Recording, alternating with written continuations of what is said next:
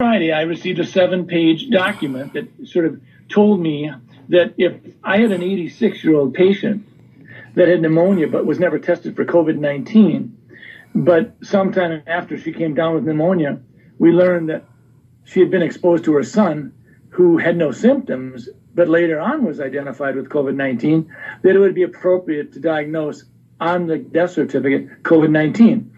Now, we've not done that. If someone has the pneumonia after, and it's in the middle of a flu epidemic, and I don't have a test on influenza, I don't diagnose influenza on the death certificate. I will say this elderly patient died of pneumonia.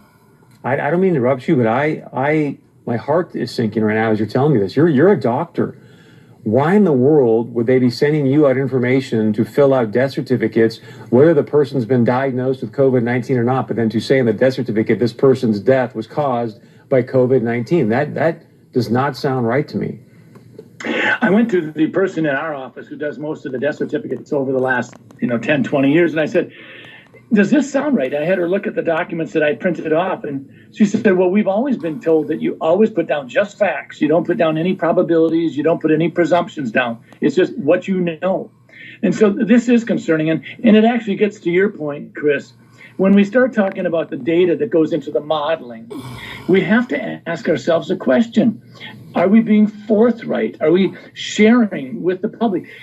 Minnesota, North Dakota, we don't need to be having it sugar-coated. We want to know what's going into your modeling.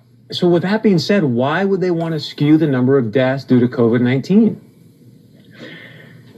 Well, fear is a great way to control people, and I worry about that. I worry that sometimes we're so darn interested in just jazzing up the fear factor